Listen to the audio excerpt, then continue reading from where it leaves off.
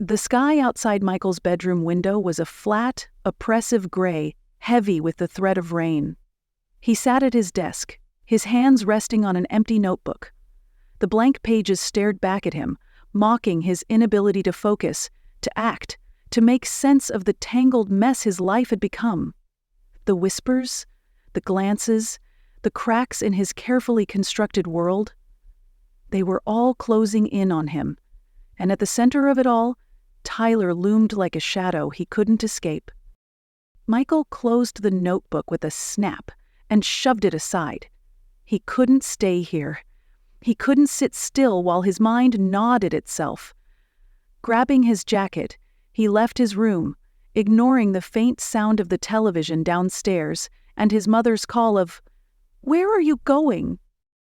"Out," he muttered, the door shutting behind him before she could say anything more. Michael ended up at the park, the same place he had come so many times before when he needed to think. It was quiet now, the playground empty except for a lone swing swaying in the breeze.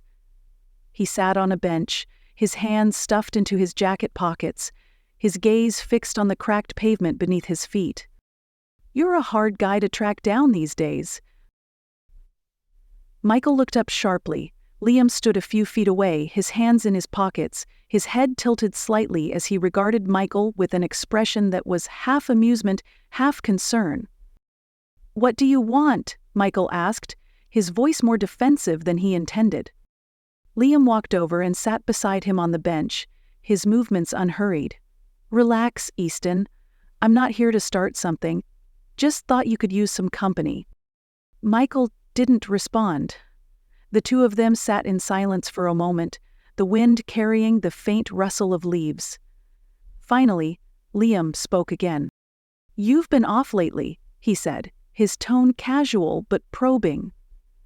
"Chase and Lucas are starting to notice. Hell, everyone's starting to notice." Michael tensed. What's that supposed to mean? Liam turned to face him, his expression serious now. "It means you're slipping, Mike. Tyler's moving in, and you're, I don't know, checked out? Lost in your head? Whatever it is, you're not the same guy who took down Johnny Sparks." Michael's jaw tightened. "Maybe that's because I'm tired of playing this stupid game." Liam raised an eyebrow. "Game? Is that what this is to you? Because to the rest of us it feels pretty damn real." Michael stood abruptly, pacing a few steps away before turning back to face Liam. "What do you want me to say? That I don't know what I'm doing anymore? That I'm making it up as I go? Fine, you win. I don't know what the hell I'm doing."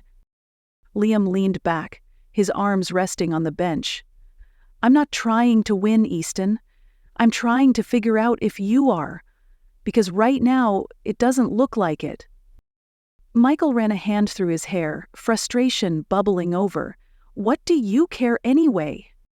"Because I don't want to see you crash and burn," Liam said simply. "You're better than this. Or at least I thought you were. But if you keep going the way you're going, you're not just going to lose everything you've built. You're going to lose yourself." The words hit harder than Michael expected, and for a moment, he couldn't respond. Liam stood, brushing off his hands and giving Michael a long, searching look. "Figure it out, Easton," he said before turning and walking away, leaving Michael alone with the weight of his thoughts. The next day at school, Michael felt the tension more acutely than ever. As he walked through the halls, he could feel the eyes on him, the whispers following him like shadows. But they weren't whispers of admiration or respect anymore. They were whispers of doubt. "Do you think he's losing it?" "I heard Tyler's got half the school on his side now. Easton's not as tough as he thinks he is." The words stung, even though he pretended not to hear them. He knew they were looking for cracks, for signs that their once fearless leader wasn't so fearless after all. And Tyler was feeding the fire, stoking it with his easy charm and well-placed words. At lunch, Michael sat with Chase and Lucas, but the tension between them was palpable. Chase fiddled with the strap of his backpack, avoiding Michael's gaze, while Lucas barely said a word. "You're quiet today," Michael said, his voice sharper than he intended. Chase shrugged. "Just thinking." Michael narrowed his eyes. "About what?"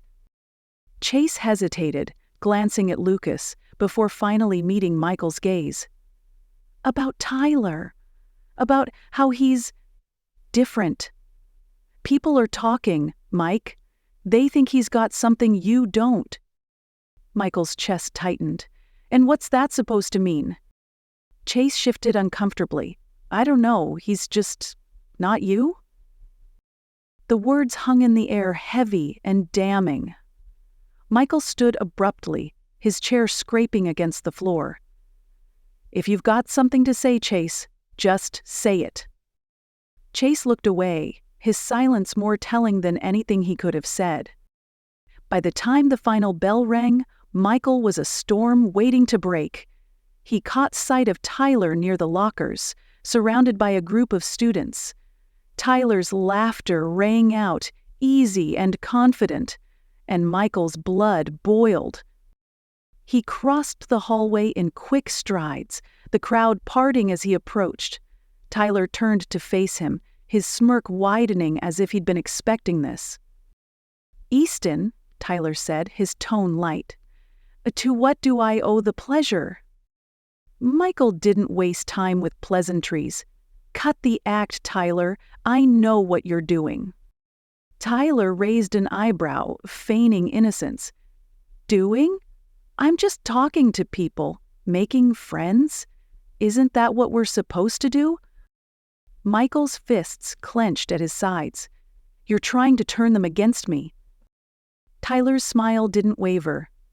"I don't have to turn them against you, Easton. You're doing that all by yourself." The words cut deeper than Michael wanted to admit, and Tyler must have seen it because his smirk widened. "You know," Tyler continued, his voice low enough that only Michael could hear, "people aren't scared of me, they're scared of what you're becoming." Michael stepped closer, his voice a growl. "Stay out of my way." Tyler didn't flinch. "Or what?" For a long moment they stood there, the tension between them crackling like electricity. Finally, Tyler stepped back, still smiling. "See you around, Easton." As Tyler walked away, Michael stood frozen, his chest heaving with the effort to keep his anger in check. The whispers around him grew louder, but he didn't care. All he could think about was Tyler's parting words.